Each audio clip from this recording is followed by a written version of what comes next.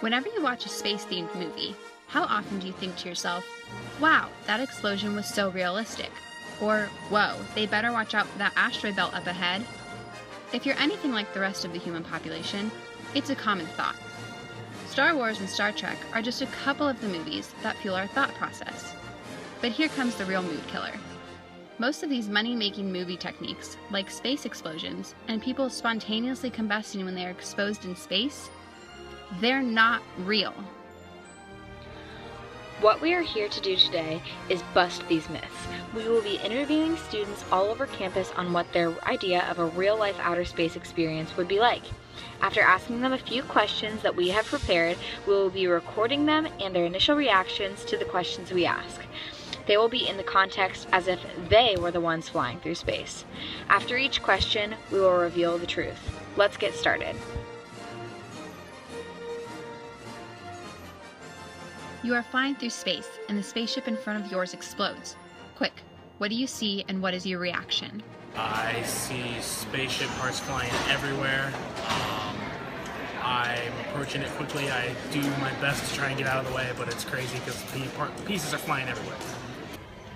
So you see like a little bit of a fireball in front of you, and I'd probably be freaking out. Probably scream, and it's red and big. Yeah, it would be like, boom! And I would be very scared. I would think it probably looks like every single movie where you have the characters walking away in slow motion from the explosion. And my first reaction would probably be to hold on to whatever is closest to me. Let's see, were these students correct? Believe it or not, spaceships don't explode in space.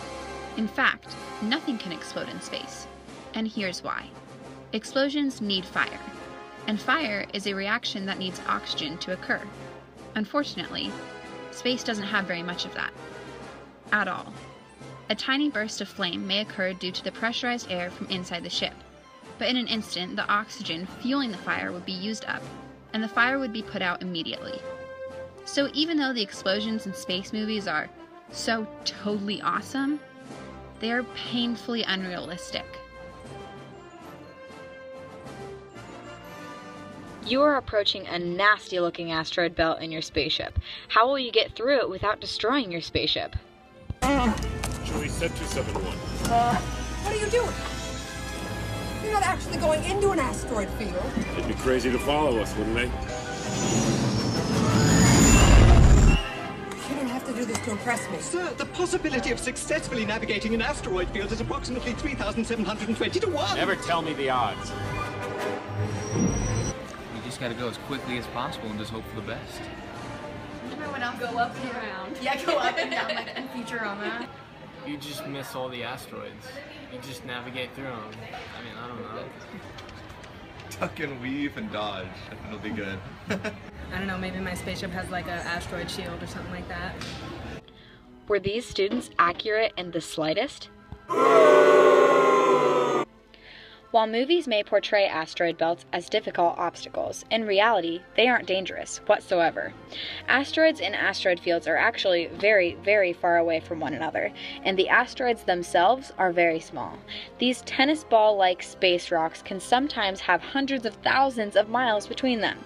And the entire population of asteroids in our solar system make up about 4% of the mass of our moon, a third of which comes from one large asteroid. So asteroids would be the least of your problems during your space experience. Let's keep going. Onward. While in orbit, why are you floating in your spaceship instead of moving around like you do on Earth? Magic, I guess. Here. So there's no gravity in space? Yeah, there's no gravity. We got one right. Maybe. Let's see, were these students correct? There's no such thing as zero gravity. A spaceship in orbit is falling around the Earth with the same amount of gravity acting on it as there is on Earth. The distance of a person on Earth compared to an astronaut in orbit is arbitrary when calculating the force of gravity exerted on either. The reason astronauts float is because they are falling with the same acceleration as the spaceship. so there's no force pushing up on them to contrast the force of gravity pulling down. Essentially, they are in a constant state of freefall, which makes them appear weightless.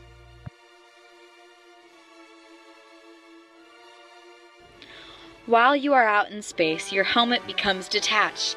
How would you describe your impending doom? Try and like hold my breath and grab it as soon as I can.